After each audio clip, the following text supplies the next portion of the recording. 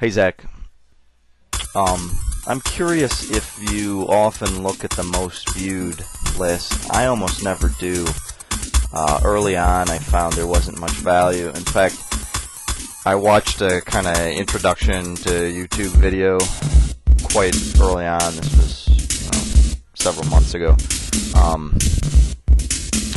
And that person, I forget who it was, recommended that you look at most discussed rather than most viewed, because it gives you a better indication of what people literally respond to.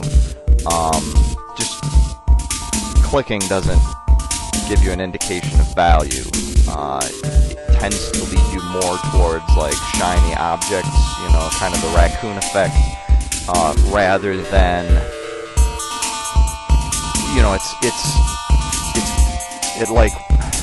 it indicates pre-watching interest rather than post-watching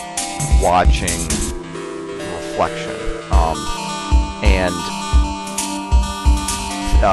Even most discussed is skewed because it doesn't show you value. It may show you negative value, but at least it indicates emotional response to a large extent, because if you're going to leave a text comment, then you reacted to it.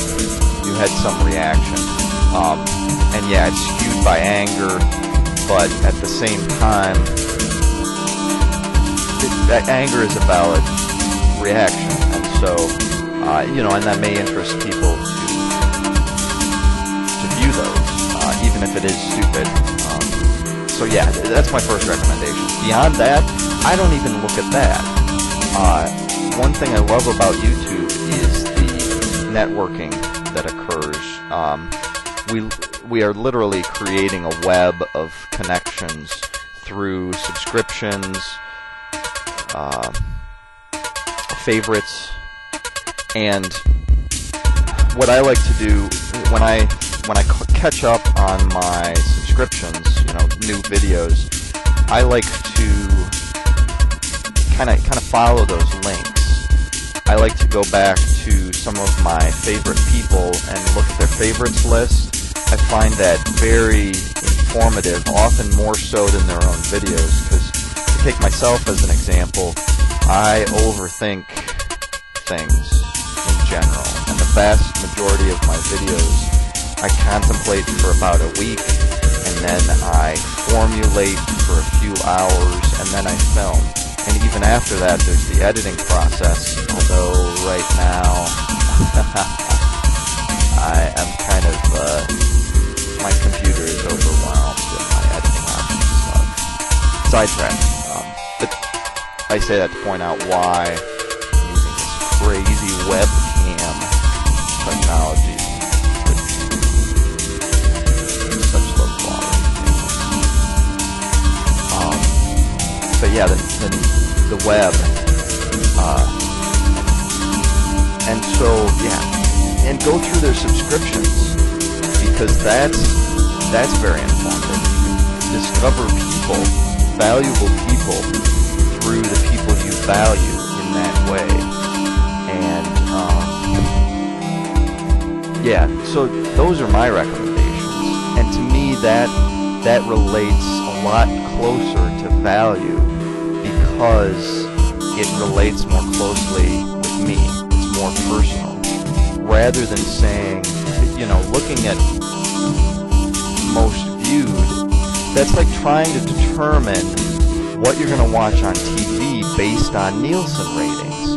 And you're going to be watching Jerry Springer, you're going to be watching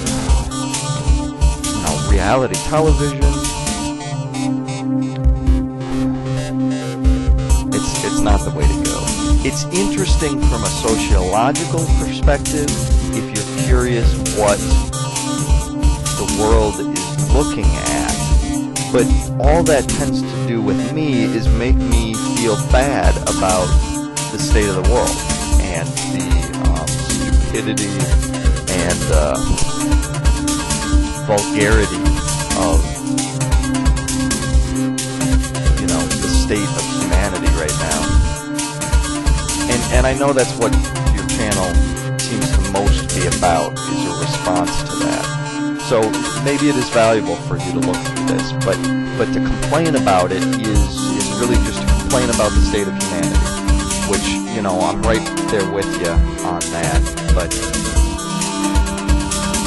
again, the purpose of this response was just to provide not only you, Zach, but you, the viewer, who may have clicked down on the responses, another option, a better option, which is follow your own web that you're constructing, and your subscriptions as well as your subscribers is a good way to do that, as well as your favorites.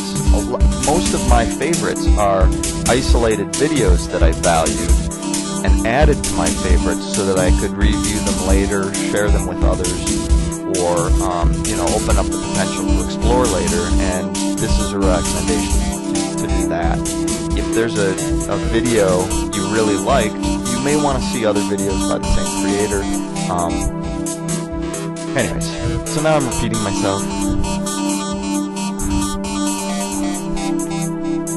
And yeah, love.